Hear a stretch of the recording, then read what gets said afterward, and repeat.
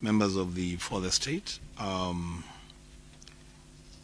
here to issue a statement on the anticipated State of the Nation address by His Excellency the President tomorrow. So tomorrow, Thursday, November 20th, 2025, His Excellency President Dr. William Samoei Ruto, EGH, or CGH, will be discharging his constitutional mandate under Article 132 of the Constitution of Kenya 2010. As fate would have it, the State of the Nation address by the President comes at a time that Kenyans in every corner of this country are heavily burdened by the weight of corruption, heavy taxation leading to mass erosion of people's purchasing power, unfulfilled promises, and shattered dreams. As the Deputy Minority Leader in the Senate of the Republic of Kenya, I call on the President to summon and exercise a great caution in his pronouncements to the nation tomorrow. I hope and wish that the President would use the floor of the August House to speak real hope to a nation that is tottering on the edge of hopelessness, a people grossly frustrated by both the actions and inactions of state and state actors on basic human and people's rights. Kenyans are already overtaxed, and any new measure to squeeze a penny out of Kenyans would be too much to bear for salaried Kenyans, businesses, and indeed all Kenyans who have to contribute to national revenue through the purchase of the most ordinary and basic goods and services. The attack on the Kenyan payslip by this regime is a major blow to every household in this country. I hope that the President will not be using the floor of the National Assembly tomorrow to popularize his newest invention, to raid people's incomes through the so-called Infrastructure Development Fund. Kenyans cannot bear another fund.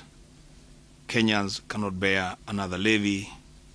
Kenyans cannot bear another loan. Kenyans want and deserve an objective demonstration of commitment on the part of the presidency to fiscal discipline, integrity, and competence in the management of public resources. Kenyans want and deserve a national executive led by the president that has capacity to tame its own appetite for punitive policies and laws. The Cybercrimes Amendment Act 2025 and a list of other pieces of punitive legislations do not inspire confidence in the executive. An attempt to limit the freedom of speech, deny oxygen to constructive digital activism, and dim the light on public social audit on government spending in this era of information superhighways must be resisted by every well-meaning Kenyan. The President will be addressing the nation at a time that his administration has manifested the greatest appetite for the sale of strategic public assets. This regime is behaving as though Kenya, as we know it, begins with the Ruto administration and will end with the Ruto administration. Of course, there was a Kenya before President Ruto occupied office following the 2022 presidential elections, and there will be Kenya after President Ruto leaves office after serving his term, preferably after serving one term. So to advance the argument that this regime wants to sell strategic national assets, including the Kenya pipeline, ostensibly to finance an annual budget, is to be too short-sighted. So if we sell Kenya pipeline today to finance the 2025-2026 annual budget? What shall we sell to finance the 2026-2027 annual budget and the other annual budgets to follow? What will our children and our children's children sell to finance annual budgets in their time? This is not just appetite, it is greed, and it must be tamed. The education system, right from basic to tertiary education, is in a mess under this regime. I hope, again as hope, that in his address to the nation tomorrow, President Ruto will breathe life to this very important sector of our nation. Lecturers have just returned to work after 49 days of strike over unfulfilled promises. This has interrupted university education in ways that it should not have. Intern teachers, the JSS teachers, are crying out in every corner of the Republic every day. They are crying out for justice. They are asking to be absorbed as permanent and pensionable teachers within the Teacher Service Commission. One of the things that the President prides himself to have done in the education sector is that he says he has employed 76,000 teachers and is in the process of employing another 24,000 teachers to make it 100,000. Fair enough.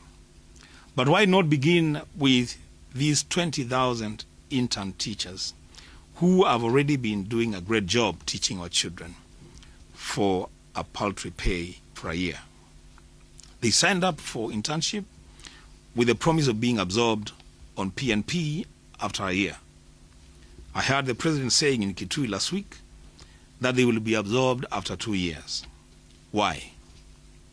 In his address to the nation tomorrow, let the President provide a solution on how these intern teachers will be absorbed this year.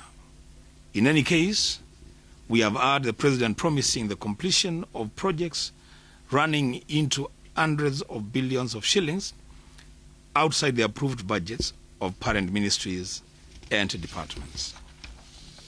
What the intern teachers are asking for is a drop in the ocean compared to the President's pronouncements on the implementation of infrastructure projects in record time.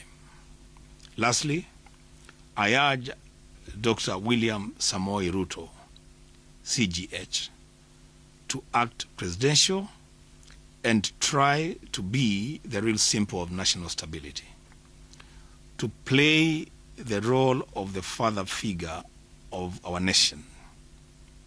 One, he must find reason in his engagements with the public to desist from insulting leaders who are opposed to his style of leadership.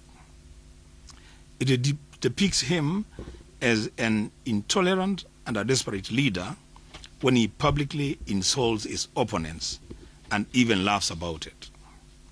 Kenyan parents are now finding it difficult to encourage their children to watch news on TV or follow presidential functions on radio because of the insults coming from the President.